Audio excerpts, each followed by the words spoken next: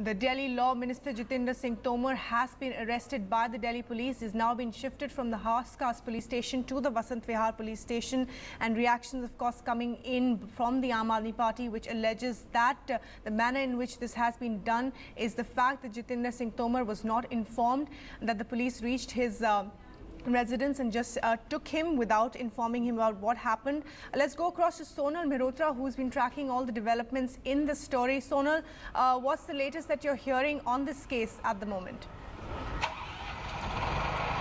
Well, the latest that we're hearing, Bhairavi, at this point is that the emergency meeting of Aam Aadmi Party is set to begin anytime now. Mr. Manish Sisodia has ended the FICCI event and will be here any minute, and the Chief Minister has reached the Delhi Secretariat already, and this is where they will be sitting in to decide what to do next. After being under arrest, the next likely thing to be done with the Law Minister is that he will be taken to court and be produced there. We are hearing that around 3 o'clock or so he might be taken to Saket Court. It needs to be confirmed, but that's what we are hearing at this point.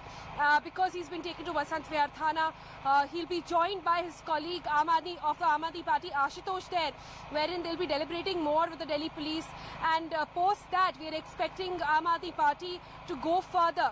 They are already in touch with their battery of lawyers, trying to see how to take this case forward. But what are the few things that Aam Aadmi Party are saying really at this point? Number one, that the matter of the fake degree of the Law Minister is already in court. There is no verdict out yet. So how is it that the Law Minister has been arrested? Number two, why is it that he was arrested without any prior notice? And number three, if he had to be arrested, why was he taken? Why did 30 to 40 police personnel come to his office and take him, and at the behest of taking him home for some papers, then drove him to the police station? These are three basic questions that the Aam Aadmi Party is asking the Delhi police. What also are the allegations that they're putting at this point are that this arrest could not have happened without the sanction of the Lieutenant Governor himself. They are saying that the Lieutenant Governor himself must have given his consent over this matter. They are also saying that the Lieutenant Governor is working at the behest of the central leadership, and all this has been done to sabotage the image of the Aam Aadmi Party here in the centre. Right, Sonal, and of course the counter argument from the BJP and others is that there were enough summons given to him that...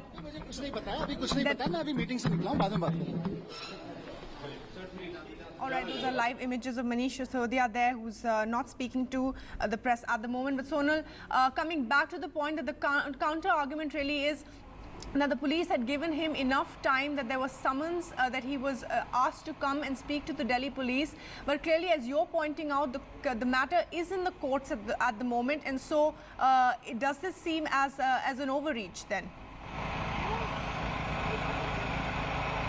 Well, that's right, Bhairavi. The visuals that you just saw are of Manish Sisodia walking out of the FICCI conference. Like he said, the entire leadership of the Aam Aadmi Party, including the Chief Minister and the Deputy Chief Minister, were entirely off guard with this news.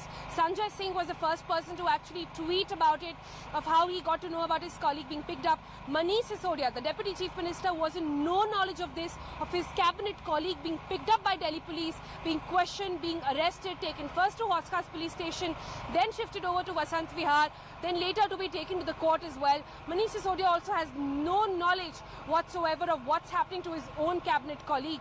All these things have really perturbed the Aam Aadmi Party. They are in a huddle. Emergency meeting to be on as soon as Manish Sisodia, who's left the FICCI office in Mandi House, will be reaching Delhi Secretariat, where I am, very soon, and the emergency meeting will begin on what to do next.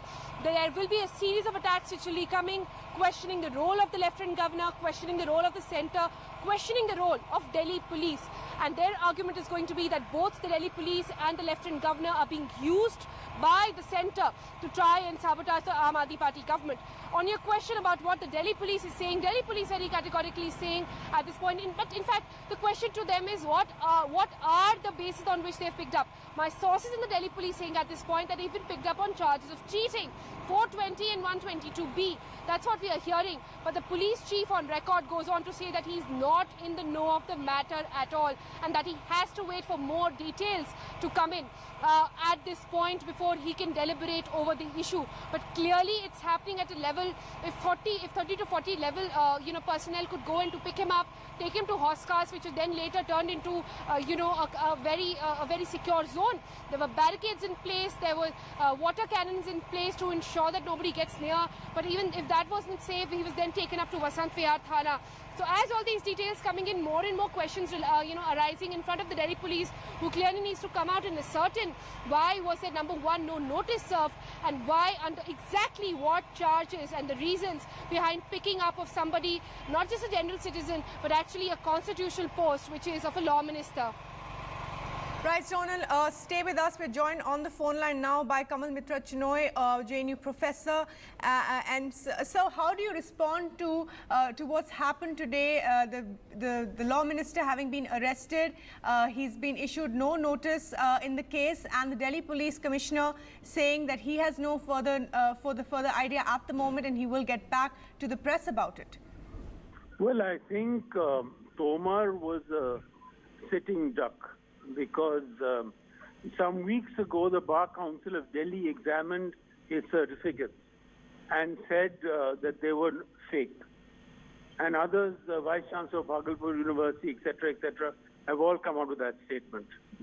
However, what happened was that of the 25 members of the Bar Council, 10 sent the papers to the Delhi police. 15 sent the papers to the Delhi police, to which the 10 others objected. But that is how, I presume, the papers reached the Delhi police. And of course, this has been an open controversy for quite some time. And the AAP leadership met with Tomar, and Tomar convinced them that he had done nothing wrong and he would clarify everything. But this has been going on for months. So in any case, the relationship between the center and AAP is pretty clear. So they got what they think is a soft target, and they struck. That's basically what it is. But the fact also is that Tomar has not been able to prove that he had the requisite undergraduate and LLB certificates.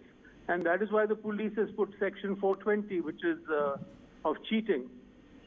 So that's the situation as it lies. Now it depends on the courts to take the final decision of is RS papers adequate or not. Right, sir, but the matter is also in the courts, and the Aam Aadmi Party suggests that this is an entirely huge overreach by the Delhi police. The fact that they did not inform him, that they said that they were taking him home to get some papers, and then he was taken to the Horse Cars police station. Well, the police is the police, and of course they are influenced and directed by the center, either in the person of the LG or some senior bureaucrat in the Home Ministry. But the fact also remains that Tomar has not been able to prove that he had the requisite certificates.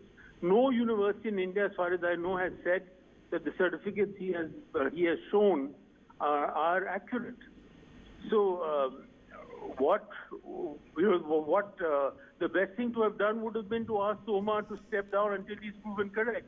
Because after all, it's also the Bar Council of Delhi which has taken the decision, which is the body which looks into the activities, affairs and misdemeanors, if there are any, of the law.